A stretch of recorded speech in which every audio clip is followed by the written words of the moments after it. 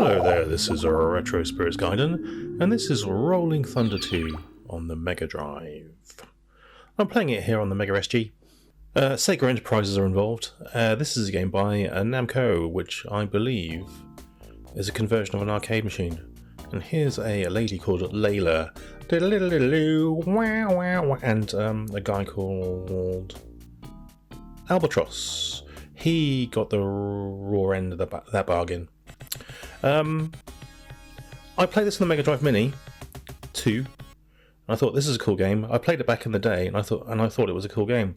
Like, I've owned this game before many years ago, and I've recently bought it because I played it on the Megadrive 2 Mini. I thought, do you know what? This game is fucking amazing, and it's not amazing, but it is really, really cool. So I stumped up the cash for an actual cartridge. So this is the first one that I bought based on me playing the Megadrive Mini 2 version. We've got lots of cutscenes. She's very accusatory there. That way! She's like a backseat driver.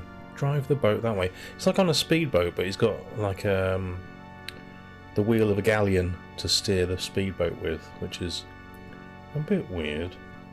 And the perspective in that image wasn't all that, was it? Anyway, this is a side-scrolling platform game, a sequel to Rolling Thunder, hence the 2, in which you shoot freaky dudes who make weird noises when they die. You enter doors, pick up weapons from behind doors, and basically it's a bit like Shinobi. Oh, it's got the like a remix of the original tune. Lovely. A bit like Shinobi, where you got one-hit kills if you get shot. You can survive being punched in the face twice, which is fine. There's no difference in the characters in terms of their abilities. They both do the same things as far as I can see. But essentially it's a puzzle sort of platform game in which you learn the enemy layouts and then you're able to complete the level straight away every single time because the enemies always appear in the same place. We've got kind of cool graphics. They're a bit they're quite colourful in a sort of weirdly colourful way. The original Rolling Thunder was also a colourful game, and the music, the Mega Drive version, is kind of cool. Don't the arcade music's like. The music was always a big part of Rolling Thunder back in the day. And this doesn't feel as sort of punishing as the original. The original's controls seemed a bit wooden. It's still a little wooden, but not as much as the arcade version that I remember. A beautiful animation there between levels. And you get codes, look. Magical Thunder, learn the secret. Oh, nonsense, codes. And here's another interstitial scene where the trees are stolen from Mario, as they are cylindrical. There's a story here. It's not that exciting, but you've got some very ominous music. Yeah, so it's a quite simple game. You walk from left to right, you shoot things, you can go indoors. There's dual levels, and the enemies are placed in a puzzle kind of layout. There are some bigger enemies that require more shots, which there's one on this level. This is quite porno-y music, which is up to your taste or it isn't. I would say the overall accompaniment isn't as good as a Shinobi game on the Mega Drive, but the gameplay is very satisfying. I do like this game a lot. Hence, that's why I bought it. It cost me £40 English, which is very much at the top end of my scale for buying retro games on the Mega Drive.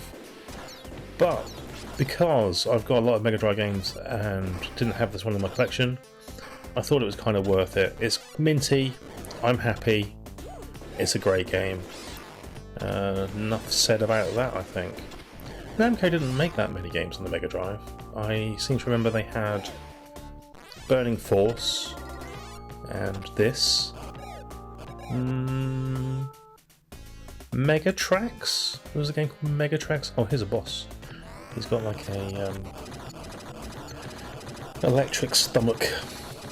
Oh, he's going to shoot me in the feet. Oh, he did. He shot me in the feet. Oh. It's actually quite an easy boss. You just have to kind of stand next to him and just flame his nuts. And he dies. But I didn't do that. Okay. Yeah, I can't think of any other Namco games. There's Burning Force and Mega Tracks and this on the Mega Drive. They'll probably release some sort of baseball game, which I'm never going to play. So yeah, this one's a lovely, lovely game. If you like Shinobi games, this is Namco's take on that. Well, I think Shinobi's actually Sega's take on Rolling Thunder. That's why they're fairly similar. Oh, look at him. A big pile of junk. Is that same animation again? It is a lovely animation though, so I won't criticise them for that. Never played the arcade machine. I don't know how close this is, but it's cool.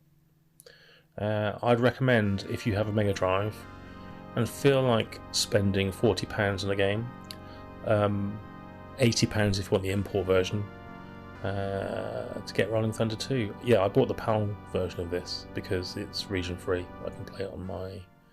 Well, is it region free? It plays on my Mega SG anyway. And if I was to play it on my actual Mega Drive, I've got one of those super key converters anyway, so it's region free to me. I wonder if it's region locked. Interesting. What's that tune again? Oh, it's like a remix of the first tune from the first game. Beautiful. Get in that door, get those bullets. Oh, it's all coming together. It's all coming up, Layla.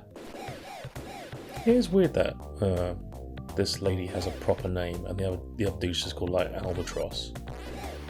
You think that she'd be called like Seagull or Bittern or Heron or I don't know,